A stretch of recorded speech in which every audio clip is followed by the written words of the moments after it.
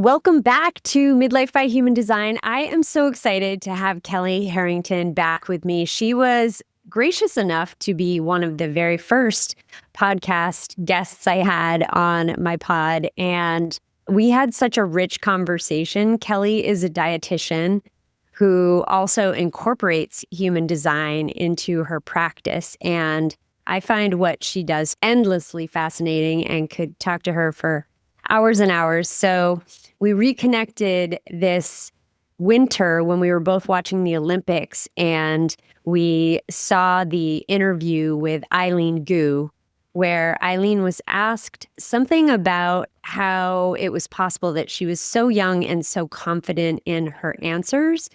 And anyway, it took us down the rabbit hole of analyzing what part her heart center may be playing in her chart and how she can express herself so beautifully as such a young woman. And that led me to asking Kelly back on the pod because I wanted to talk to her about gut health and about human design and how the two are connected and how that tends to be one of the things that midlife women struggle with is gut health issues.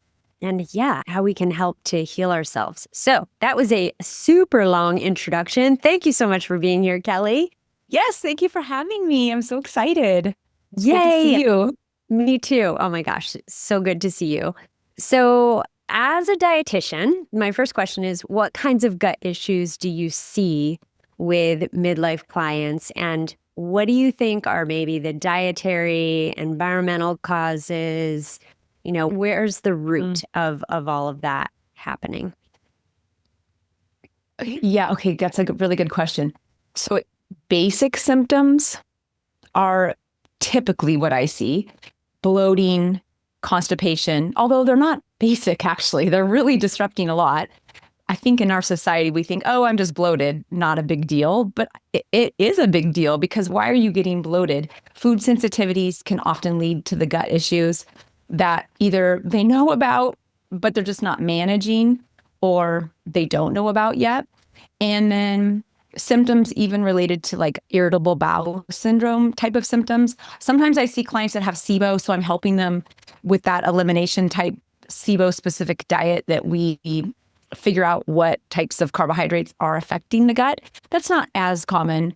So it's mainly more basic ones: bloating, constipation, food sensitivities, even diarrhea. So then from a dietary standpoint, I mean, years of conditioning can affect this. But then when it comes to the environment, we're exposed to so much. And there can be a lot of different things that can actually throw off the gut microbiome. It is nice to know, like maybe they were on antibiotics, and so that is the reason why it's been thrown off. But that could have been years ago. So I don't often spend like so much time trying to figure out they were on antibiotics, so that's why their gut is wrecked. We just know their gut is wrecked. So we have to start healing the gut. And then if it can't heal without labs, then I would say we need to go get a stool test. You can get these amazing GI map tests these days that will show you what type of bacteria you have in the gut. Good bacteria, bad bacteria, not enough of the good bacteria, too much of the bad bacteria. And then you can really target in on getting rid of perhaps what is preventing the healing from happening. You don't have to get a test, but if you can't heal on your own, that's really helpful to get a test because it might be something you need to use strong herbs for to get rid of it, whatever it is. Okay. And for people who are traveling, will those labs also show like if there's a parasite or something like that going on? Yes. Usually a GI map will be able to show you parasites, the bacteria, candida. If you have like gluten intolerance, it will show you zonulin levels, which is an indicator of gluten intolerance or not. Inflammation in the gut. It shows a lot of different factors. It's a really cool test, actually. Yeah. Mm-hmm. It sounds amazing. I mean, it sounds super helpful. And I also love that you are saying it's not totally necessary. Like you can try to heal your own gut first and see what happens, right? You can really start with the kitchen and the food and assessing what it is you're eating now. So I use this really cool app with my clients. It's called Practice Better, and it's made for dietitians. And they basically take pictures of everything they eat and drink. So when I'm helping somebody with gut issues, we really use it like a journal. So they're documenting anytime they have a symptom, even if it's like an hour later, 5 hours later, so that I can start to make pattern connections and connect like, oh, I see you ate this, and then you had this experience, and then maybe 4 days later, they eat a similar ingredient, have a similar experience. So it allows you to really get into the details of what is triggering this. And that's super important when it comes to gut issues. It can be extremely hard to identify what's causing the bloating, the constipation, the reaction of, even in a skin reaction is usually gut issues. So when you can connect the picture of their food and then the symptoms that they're telling me, it makes it a lot easier to identify it. And it even could be stress. It could even be a bad night's sleep. So in the app, I'm able to, with them documenting everything, we're able to really connect different possibilities to whatever it is that they're experiencing. Amazing. And so I love the idea of working with patterns, that you're seeing makes so much sense. And I think even for your clients to just raise their awareness, to even be looking for those things, like when do you feel the bloating coming on, or when do you start belching, or right, like those kind of things, and then recording them instead of just going along your day until literally the shit hits the fan and you're really feeling horrible, as you said, like your gut is wrecked. So what correlations do you see between digestive issues and conditioning? And I mean, we were talking about the heart center as a lead-in, but feel free to talk about whatever comes to mind. Well, I did like that question about the heart center with digestion, because honestly, I hadn't really made that physiological connection, because to me, the digestion is in the sacral center. The root can kind of be a driver of that as well, with like that pressure and that stress. But then you're right, I see it a lot with eating issues, and perhaps it can lead to digestive issues in the solar plexus. But then I think that also weaves in the heart nicely, because it's the center for like self-worth. And so that brings me to how like these psychological constructs are perhaps not direct biological drivers. However, they're definitely correlated. So like low self-worth can lead to stress, feeling down about yourself. That's a low-grade stressor. And then perhaps you have this maladaptive behavior of some kind too. Because of the low self-worth, it'll affect how you act, how you behave. And then that affects the nervous system. And then with the nervous system, you're getting dysregulation, and that can definitely affect digestive function. Any kind of stress wrecks the gut. Doesn't matter where it's coming from. It could be coming from low self-worth.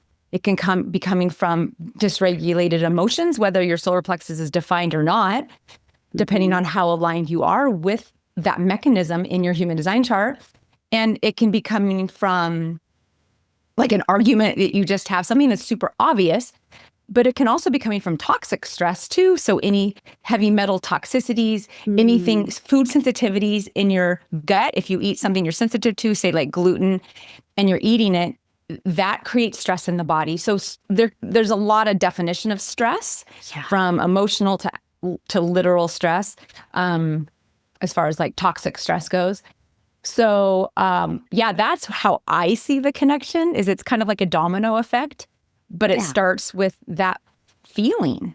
Yeah. And I think with stress, I'm so glad you brought that up as an important component, and how it wrecks our gut, but also the different types of stress, because I feel like midlife women, we've lived so much of life and we've accepted in so many ways that this is just the way things are, in terms of like people pleasing, or women taking on, 27 different extra things as far as the emotional load or that invisible labor kind of stuff that is this low level stress. I don't want to say that it's not stressful because it absolutely is, but it's kind of this background stress that's running almost all the time. And I feel like over time, by the time we get to midlife, if your gut is wrecked, it's like no surprise, right? Yeah. Right. And part of that is the conditioning that we've mentioned as well. So I'm curious about, when I was doing a little bit of research for this episode, I stumbled on the HPA axis. And I was curious if you could talk a little bit about the other systems that come into play. We talked about the centers from a human design perspective, but more from like the, biological perspective. Okay, yeah, sure, definitely. And I'll even link the centers here too. Oh, I love it. The HPA axis is basically the body's stress response system. So the H stands for the hypothalamus, which is in the brain. It's the control center. It's the first part of this. It's releasing a stress type of hormone that then gets converted downstream. But then the P is the pituitary gland, which is also in the brain, and that's going to receive the message from the hypothalamus and release more stress hormone into the bloodstream. And then the A stands for the adrenal glands, and that is these two little glands on top of your kidneys. It's associated with the root center, and that's the responder. And they're receiving these hormones from the hypothalamus and the pituitary gland, and then it produces cortisol, which we've all heard about as the main stress hormone. And it produces other hormones as well. And that is what affects energy. It can create inflammation. Too much cortisol is very inflammatory. It starts to affect your blood sugar. And in midlife, you do not want misbalanced blood sugar. That can really wreck your hormones. And then so it's like this adaptive response. And cortisol can be really good when you're trying to save yourself. But when you're just misaligned, say what you're saying with all the invisible work, you're not really doing anything that lights you up and brings you that sense of satisfaction or whatever your signature theme is with your type, but you're just doing. And that can be coming from specific spots in your chart. Yeah, that does create this kind of low-grade stress because you're just not happy and you're not using your energy in a way that is meant to be used. So, I was just talking about this with someone yesterday. She's like, she was a generator, but she only had root to sacral. And she's like, I get so tired when I do errands. So I have to really limit my errands to make 1, maybe 2 a day. And she's midlife, and it just makes so much sense that as a generator, those errands don't bring you satisfaction. So you're not really making sacral energy for those errands. You're just really pushing yourself. And over time, that can really backfire and you can burn out. And then meanwhile, you're creating some sort of low level imbalance with the cortisol and perhaps your blood sugar. And she did have blood sugar issues. So just having the awareness of how am I using my energy is so important here. And especially when you're talking about somebody who has that much openness, right, in their chart where they're constantly amplifying everybody else's energy. So the pituitary gland is linked to the Ajna. And that mind is an awareness center. It's not a motor, but it is an awareness center. And I will call out, especially defined Ajna people, that can create a big source of conditioning in the mind. And I even think that even though we're going HPA, I do feel like it can even start happening at that pituitary gland and that conditioning the mind with diet thoughts and stories and food conditioning and food being good, bad, having a moral value. By age 51, you're kind of done with that crap. You realize I've got to release this and get rid of this. This isn't serving me. And with a defined Ajna, that can be hard because it's so fixed and it is so lodged in there and consistent. That energy is fixed and consistent. So to remove conditioning in a defined Ajna, I have found with clients to be possible, possible with awareness for sure, but it can take a while and it can be kind of difficult. With an undefined ajna, it's not fixed. It's not so consistent. So yes, they can have these beliefs that are driving them, that are conditioned. And at the same time, it can be easier to dislodge those and shift that mindset is what I've noticed. So I wanted to make that connection between the ajna and the pituitary gland as part of this triggering aspect where your mind can trigger emotions, and then that can release in the solar plexus, and then that can be a trigger of stress as well, that then triggers the adrenal glands to release something. And now your adrenal glands are releasing stress hormone. That affects your thyroid gland. So it is such a big domino effect. Yeah. Yeah, it's all connected. All connected. And I wanted to mention that in our last episode, we talked a lot about the adrenal gland and cortisol and the root center in particular. I'm going to call out also gate 11. So as a dietitian, I do think that I'm getting some pretty extreme nutrition cases because usually nutrition information is everywhere. So people are typically coming to me as kind of a last resort. They've tried everything. Nothing seems to be working. And now they're coming to me. And so having the human design as like this pattern mapping tool has been so helpful for me. And I have been seeing people come to me, defined ajna, gate 11, or the full channel. And the reason why I'm calling out gate 11 is because it is the gate of ideas and ideals and beliefs and stories. It's a storyteller. So it's the situation of what stories have come into your definition, either from someone else, like your parents, especially. I'm seeing it with like conditioning from their moms, sadly. And what dieting stories were you around when you were younger? And what thoughts did you hear that came into your ajna as you, and now they become your own beliefs, your own ideals about eating. And that is a very tough place to dislodge those with people. With that gate. Yeah, such a great point. I was thinking about how to dislodge those ideas, especially from a defined ajna. The first thing that came to mind was subconscious work, like reprogramming, subconscious reprogramming, that type of thing, having them record positive beliefs or some way to rewrite the script for themselves and listen to it on repeat at night to really get those new beliefs rooted in, because I could see how that would be really challenging. And interesting that you say the beliefs instilled from mothers, maybe not also surprising at all, given the pressure on women to look a certain way, right? Like this is a perennial struggle for women living in a patriarchal society where we just have all of these expectations piled upon us, and whether we have sons or daughters, whatever the gender norm is, that does get communicated. Yes, that is such a good point, because like say my mom was my age now when she was a young mom, more young than I was, but yeah, you're right. It's a generational thing passed down. Yeah. And so this is amazing work actually, because we're trying to prevent it from being passed down another generation. Exactly. Because these women are reaching out and wanting to reconnect with their bodies and not be so rigid. That's that rigidity in the ajna.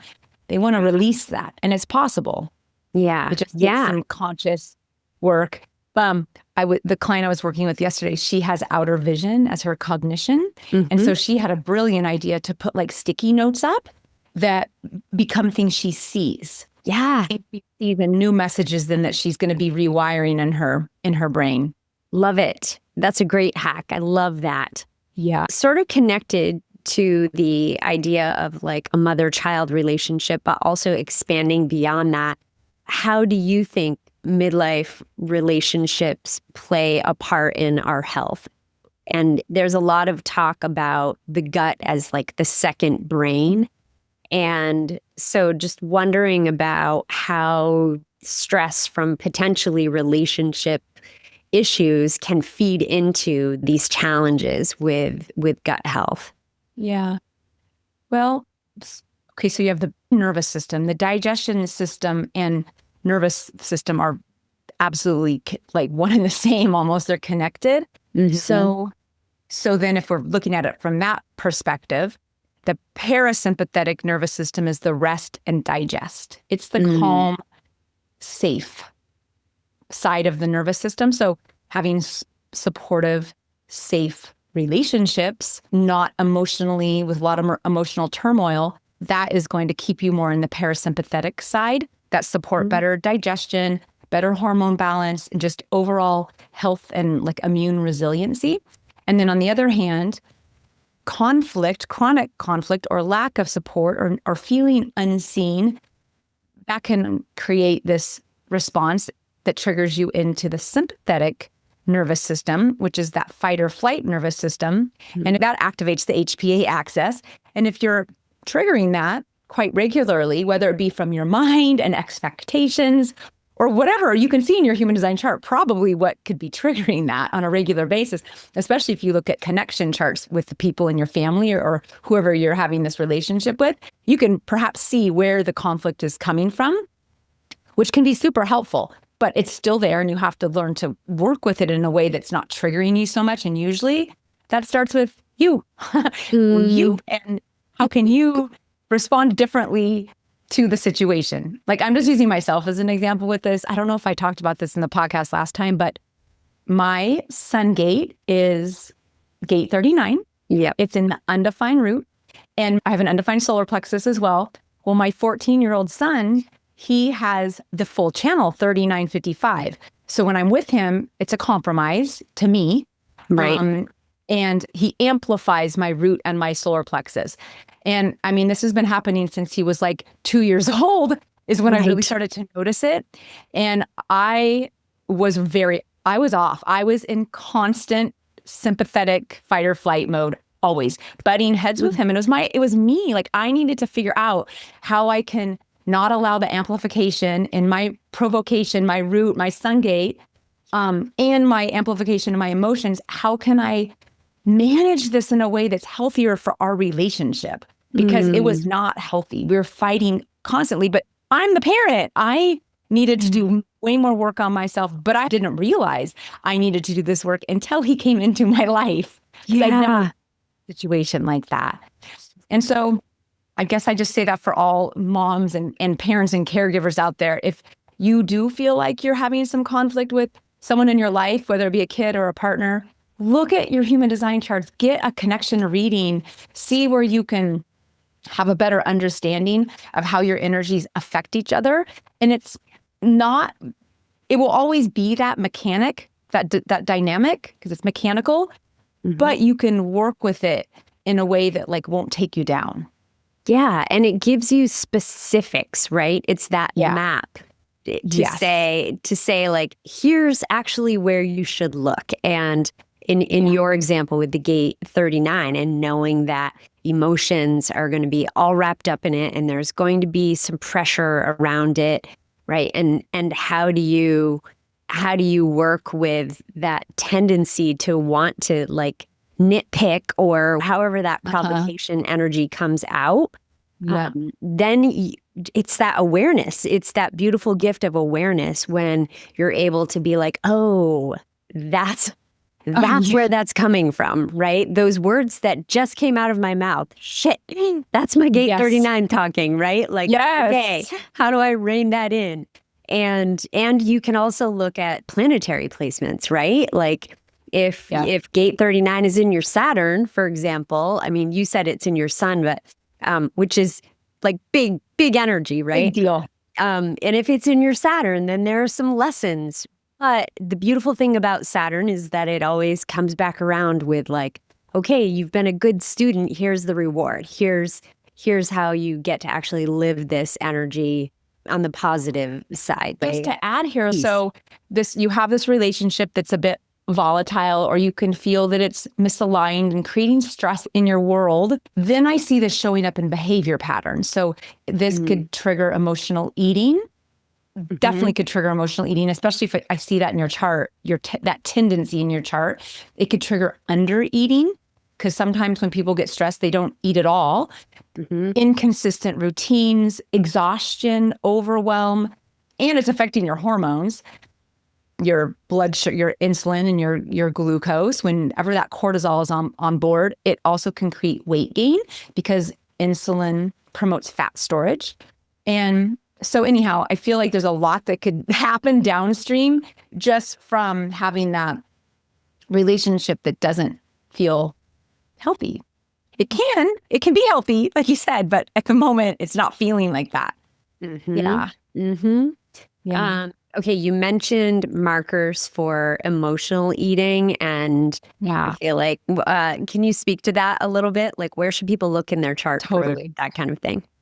Yeah, so to call out specific gates, I would say the collective circuitry from the root to the solar plexus to the throat, the 41 to 30, 36 to 35 is kind of where I see extreme eating. And I think you've talked about the sexuality gates. This is extreme sexuality too, like fetishes and kinky sex. And I see this similar with nutrition. This is eating disorders, binge eating, emotional eating, restrictive eating, kind of more the extreme type of eating, or just any kind of eating where someone just feels like, oh, why am I doing this? I don't like how I feel when I eat like this. So those will be the 4 gates specifically I'm looking for, or if they're a bridge gate, like a split definition, they're a bridge gate, that super stands out to me as well. One of those 4 gates. The individual circuitry is linked to sugar. So like starting with the format channel, the 60 to the 3, and any of the individual circuitry, even in the solar plexus, like the 22 and the 55, you could have a tendency to want sugar in those. I don't see it quite as strongly as that collective circuitry, but I do see it. And then also feeling cognition. Having feeling cognition is prone to sugar cravings. I feel like there's not a lot known about feeling cognition, and this is actually my cognition, and very sensitive. It is super sensitive, and it's solar plexus binary. So once again, coming back to the solar plexus and those emotions. So you're picking up a lot of feelings, and it can set off some sort of emotional feeling about what you're feeling. And if you have an undefined solar plexus, like I do especially, I think it can create this feeling of like, oh, you feel a little, how do I describe this? You feel a bit like you need to soothe yourself in some kind of way. And that can be, I think, looking for sugar. Yeah, that makes sense. That quick, like dopamine hit, right? To just like, I'm picturing with your fingers reached out, like these frayed edges of, of cords or something that just really need a soothing touch. Yeah, almost like the nerves. Your nerves are tingling throughout your whole body. And when you sit down at the end of the day, you're like, I need something right now. And then that's when you go to the pantry and get like the processed foods or the snacks. When really you'd be better off finding a non-food way to release that. Yep. Right on. I'm curious if you have any thoughts about nutrition and what human design has to say about digestion. Yeah. Okay, so I do start with PHS. I look at PHS. However, millions of people have the same PHS. Right. So I've always just known it's individual and personalized, but it's not individual enough when it comes to your digestive system. And so I do look at PHS though, and just to linger on that for a minute. PHS is quite a deeper layer, right? And so if I'm seeing somebody for nutrition and they're fairly new to human design, it's hard for them to relate to their determination specifically for them because it's very conditioned. I mean, I would guesstimate that people who are conditioned can be disconnected from their determination by like age 10. Like it can be, depending on what their determination is, it could just be kind of out of them. Which is super sad, but you can bring it back. That's the good news. You can bring it back with deconditioning. And so what I see a lot of is people eating in their transfer determination. So your determination can flip. So if you're a 1, it can flip to a 4. If you're a 4, it can flip to a 1. If you're a 2, it flips to a 5 and vice versa. If you're a 3, it flips to a 6 and vice versa. And once your determination has transferred, you do not have access to your cognition anymore because cognition is deeper than your determination. And I would say we all transfer to some extent, because transference is the determination is on the unconscious body side, right? It's the top left arrow. And transference is how we're soothing our body. So it's coming from your undefined centers. If you're wanting a clue about knowing whether you're transferring or not, it's coming from your undefined centers. And it's when your undefined centers are feeling off, or you're going through something, they're at capacity, they're, buzzing, their nervous system is off, you've been around a lot of energy, you've picked up stuff that you haven't released. That's all in your undefined centers. And when you become somewhat misaligned in that, even just for the moment, you can transfer over. And sometimes transference can feel really good, actually, because it can help you release the undefined centers in your transferred state. Is like, oh, okay, this is feeling good. However, this is where I help people find non-food ways to release that, because there are quite a few situations where they're turning to food in that situation. And that awareness alone can be really nice. We're like, oh, I think I'm transferring right now. And then if you want, you can think, oh, what center is feeling pressured right now? And then what can I do instead that's going to soothe me, that then I'm not turning to food, because I'm not actually physically hungry right now anyway.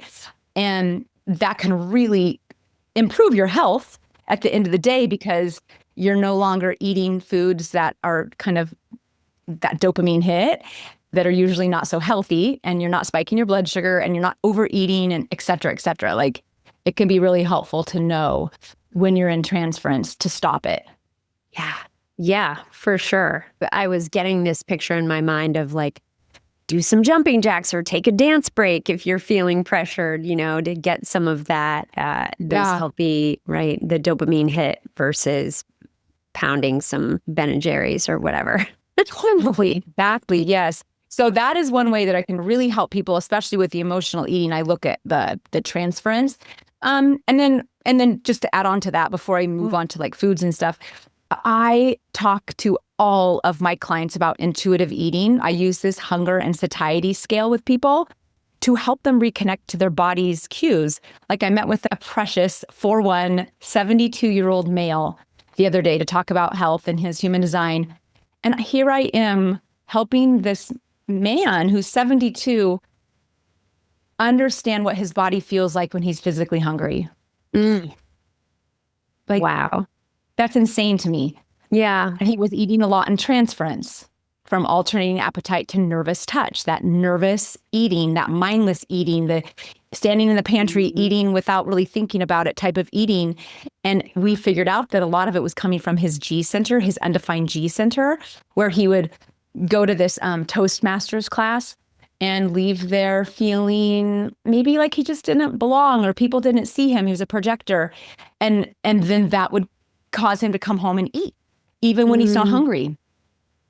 And so that, I think, was like kind of mind-blowing to him. Like, oh, okay, I see what the driver here is. And it just ends up me eating, having high blood sugar. He wants to lose weight. Hard to lose weight when you're overeating like that. So yeah, I start there with the PHS. And then from there, there's specific digestion-related gates that I learned when I took a course from Martin Grassinger, who is like the rave biology guru. Last year, I went to France and took a course from him that was amazing. And this is looking at specific gates, the format energy that are linked to specific digestive processes. And a lot of it is in the solar plexus. And the root to solar plexus is a big chunk of it. Yeah. So that's how I start to personalize it. And then once again, just like with human design, it always comes back to your strategy and authority. That's because you're listening to your body.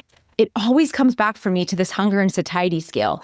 Are you physically hungry? Because if you're not physically hungry, or you don't even know what physical hunger feels like, this is what I help people reconnect to that, then that's where we start.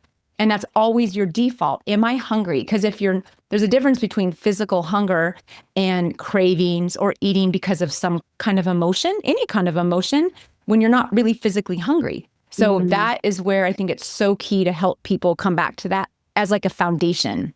Then on top of that, if we're wanting to improve like gut health and digestion, we can definitely eat according to their determination. Like, that's easy peasy, depending on what it is. And then you add in specific foods that fit into that determination. But I really think people undereat fiber and underestimate fiber. Like fiber is not just for going number 2. Like our guts are made up of trillions of bacteria, people. Trillions of bacteria. We're more bacteria than we are cells in our body. And these bacteria feed off of the fiber that we eat. And that's how they release like healthy things such as like short chain fatty acids. It's called like butyrate, which is really good for the gut microbiome and for disease prevention.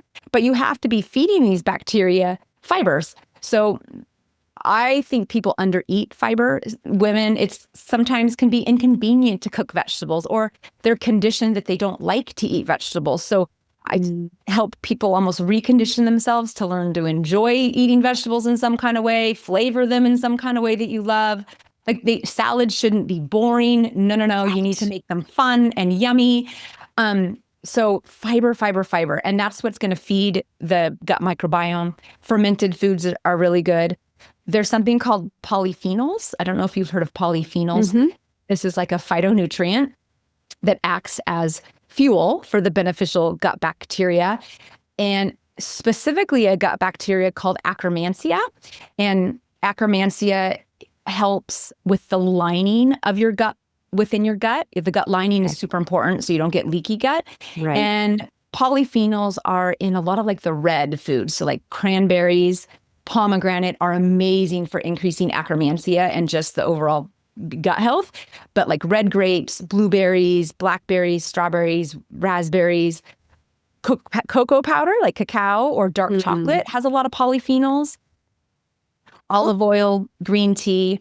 So you can get really detailed on this, and I'll help people if they're into that. Like, let's make a shopping list. What do you need to buy? And how can we fit cranberries in? Maybe it's just keeping them in the freezer and you pop one in your mouth and eat it, plain. Or can we put some pomegranates, like seed the pomegranate, stick it in a Ziploc in the freezer, and then eat them plain, or put them in a smoothie, or put them on yogurt or something like that. So in the GI map, it can tell you about your Akkermansia, actually, in that GI map stool test. But I often just assume that everyone can benefit from increasing Akkermansia and the good bacteria. So including these polyphenol-rich foods is really important. And then you need protein. I mean, I think protein is such a trend right now. It's a massive trend for perimenopause, but it is so important because it helps with liver detox, the amino acids do, and it helps support the gut lining. And protein helps stabilize your blood sugar. And I think when your estrogen drops, you're really prone to blood sugar issues. And so if you can't do anything about the estrogen drop, then at least you can try to manipulate your blood sugar through your diet. And protein does not really raise the blood sugar much at all, and neither does healthy fats. So if you're filling your meal with enough protein and healthy fats and a lot of fiber foods, you're not going to have too much of a blood sugar increase. And that's going to just overall help your health a lot. Amazing. So that was a lot. No, that was great. I was just like taking it all in. And one of the things, I wrote a note here when you were talking about hunger and hunger cues. Yeah. So I use this protein powder, and they just recently, in the last year or so, released this product that's similar to a GLP-1. And I know that GLP-1s are, all the rage now. And part of me wants to vomit about it because I feel like it's more pressure to fit into skinny and these ridiculous norms that women are held to this standard. And I also see that it's maybe useful for women who have been really challenged living in the United States, where good food sources aren't not necessarily the norm, and our lifestyle doesn't precipitate good eating habits, really. It's very rushed.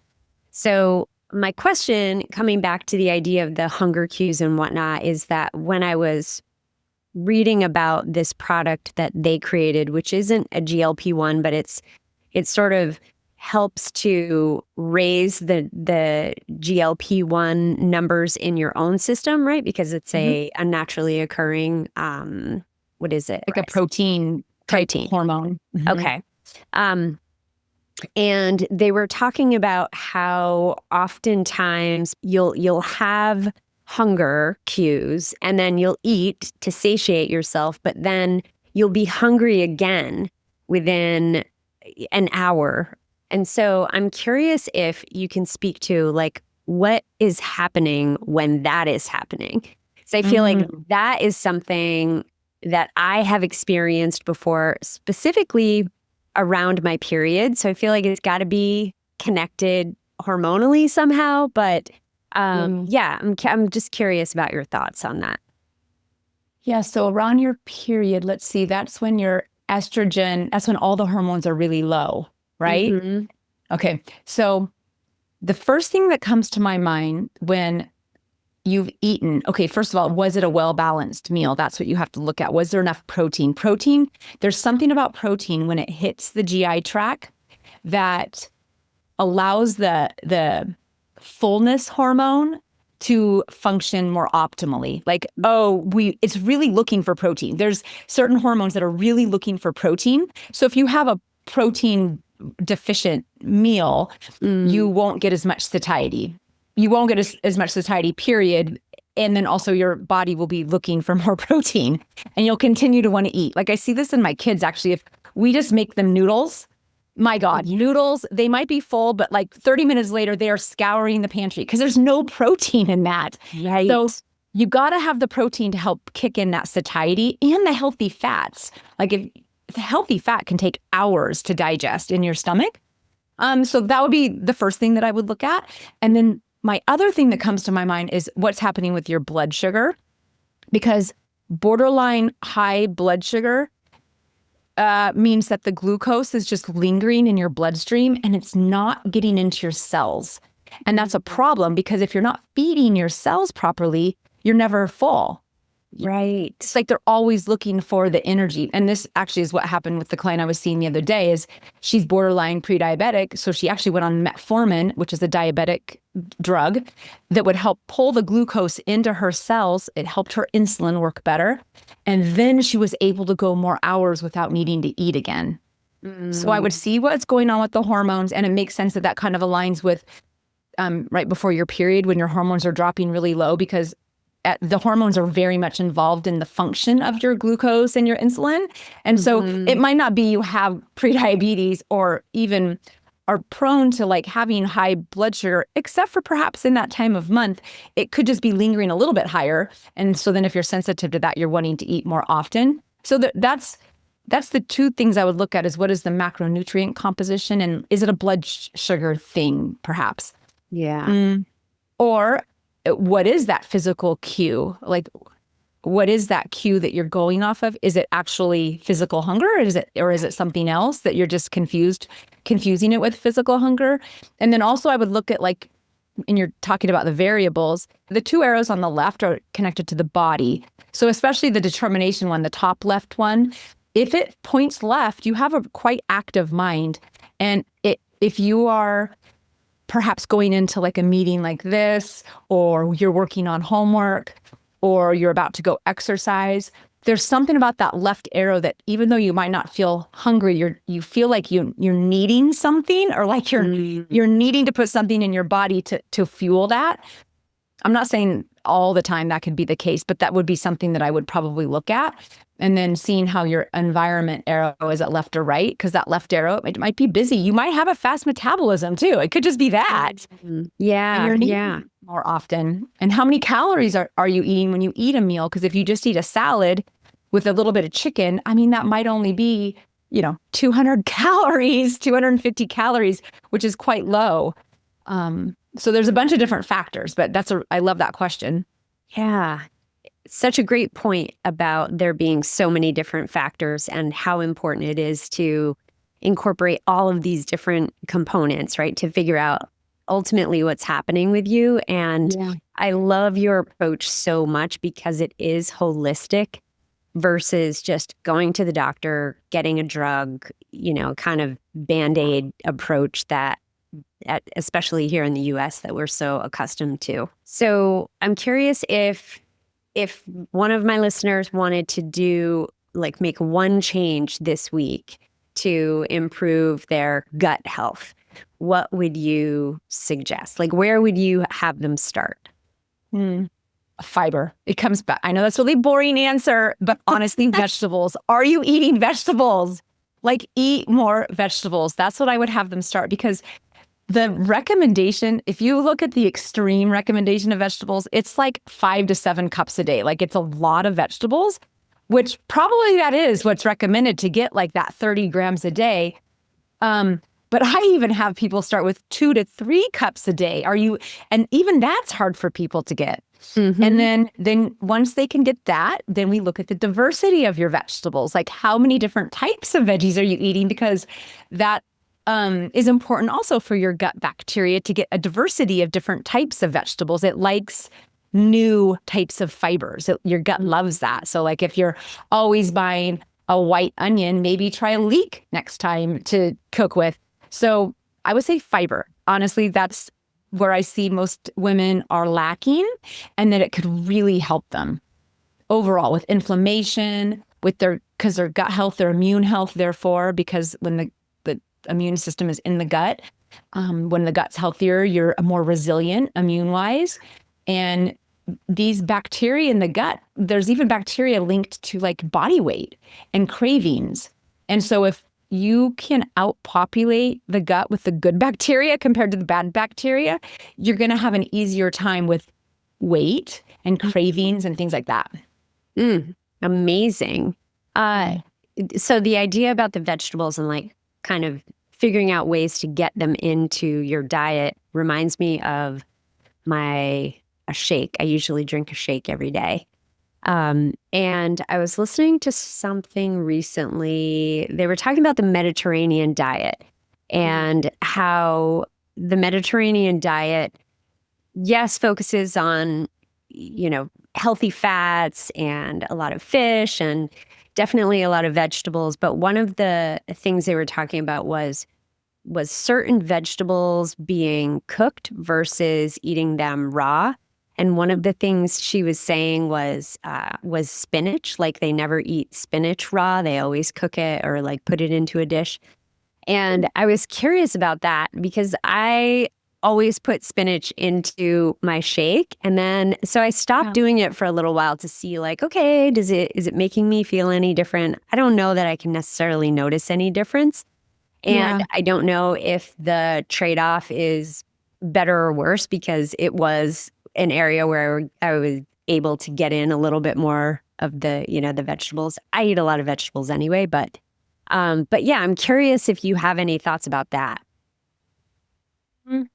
Yeah, the whole raw versus cooked.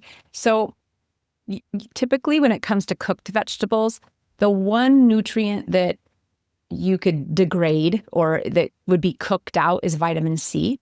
And spinach is pretty high in vitamin C. So if you're cooking it, you are losing the vitamin C. However, what I would say about raw versus cooked with spinach also is the cooking breaks down the cell walls, and spinach could have like some oxalates in it. And oxalates That's what they were talking about. Oh, is that what they were talking about? Yes. Oxalate can cause kidney stones. Okay. If you're sensitive to oxalates, not everybody is, but some people are genetically sensitive to that and accumulate oxalates more easily.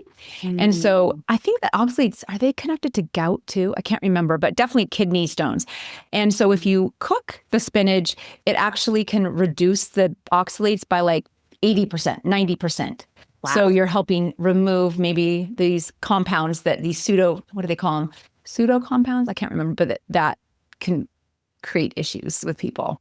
Same with beans. Like, this is something that they say with beans, either eat beans or avoid beans, but they have like phytates in them or whatever the word is that can create gut issues. I think it just depends on the person. Everybody is so different. Yeah. I've been going hard on the beans lately. I don't know if it's living with my son he's alternating appetite. Executive. And I don't know if being around him, I'm high sound. So I feel like in terms of having something that, like some sort of guidance around what the specifics, what I should eat, it feels a little more nebulous than like an alternating, and because yours is more an environment situation. Yeah. Not so much a specific type of food. I mean, none of them are types of foods, but it's not a structure for you as to how to eat. Like mine's alternating, so it's one thing at a time, simple, fresh as can be, connected to the source as much as possible. But like then you're right with high sound. I still think that matters, obviously, because you're looking at just like what is the food. But yours is more an environment situation and connecting to what the noises are and the sounds are, and it's going to affect your solar plexus depending on if it feels right or not. That's the nervous system connection there. If it doesn't sound right to you, it's going to affect your digestion. Yeah, it has to be particular to your ears. This is all about your ears. So anyway, I can see what you're saying though is like, okay, what specifically do I eat? That's where we can go more into your chart looking at the digestion gates.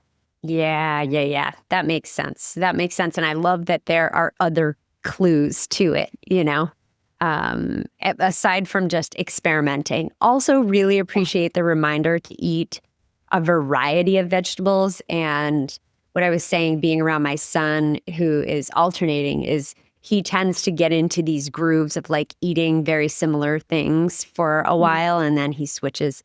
And for me, I have kind of adopted that a bit, and it's remembering like, oh, I like so many different vegetables, and it's a great idea to just consistently remember to pull them all into my diet, Yeah, expand that. And seasonally too, because I know where you're living, you guys have long winters. Yes, we do. So you can take advantage of it mostly like in the summer and the fall when the farmers markets are out there and you can just get different things that you can't necessarily get in the grocery store. Yeah, absolutely. Okay, so I have one more question for you, which is about your human design and what does it look like for you to live by your design right now? Oh my goodness. Okay. It does change. My focus of my chart changes, but right now I am really into my design sun and earth gate, which is 51 and 57, because I'm seeing how much that's like penetrates into whatever it is that I'm talking about or whatever I'm hearing. Actually, it's more of a hearing thing where I'm hearing you talk and that 57 hones in on something and I have to start, I'm working on not bulldozing that because that's my intuition. Yeah. And I have the 5720. And so making a pause, like, what did they just say there? I've got to ask about that. Let's dig into that more. At least as a practitioner with my clients, they might say one word and my 57 is like, right there. Right there. That's what we need to unpack that, what you just said there. So I have been really trying to hone that, having the courage even to ask those hard questions that go deeper. Yeah, which is sort of your gift, right? With the 39 and the 51, both in your incarnation cross, right? You're kind of here to drop the bomb, right? To like, to shock people into change, which is a beautiful thing. And you have that beautiful sacral generator energy that exudes from you. So I don't think you can. I mean, what did you say earlier? You said number 2 instead of shit. So, you're about as sweet as they come. So like, your version maybe of that's my innocence motivation. Cause I have date 25, the innocence, I have that channel and also innocence motivation. And I've always been like this. It's kind of been something that I was self-conscious about, like this childlike naive, I guess I've been called naive. Mm-hmm. And I was like, I'm not naive, but then my energy is just that innocence. And I think maybe it can sometimes appear that way. But yeah, maybe. It's so beautiful. It's so beautiful. And what a smart, I love imagining our souls kind of before we come into human form, putting our chart together and being like, okay, I'm going to try this, and ooh, let's try this, but I'm going to balance it with this. And what a smart thing your soul did to balance your 51 and 39 in your incarnation cross with that sacral generator, innocence. That was so smart. So smart of you. So what a true. great thing. I love that. And Yeah, it's so fun. I love Thank it you. so much. All right. Well, Kelly, tell us where we can find you. How do we work with you? People are going to be flooding you with phone calls after all of this. Yes, that would be great. I love to do like 15-minute discovery calls. If you're wanting to work with me more long term, definitely we'll do a discovery call, and that's free. And you can book that on my website. If you want like a health and human design reading, or just like a human design reading, all on my website, which is kellyharringtonrd.com. Okay. And then on Instagram, my handle is dietitian.humandesign. Perfect. And I'll link all of those in the show notes. Kelly, thank you again for spending some time with us today. I really, really appreciate it. It's always such a blessing to listen to you talk about human design and how it connects with our bodies, and especially in midlife when women are struggling with all of the things, the hormones and the weight gain and the, et cetera, et cetera, et cetera. It's nice to know that there are places that you can go to get the support that you need. So thank you so much for We've got to doing start that. individualizing our health. It's the new paradigm.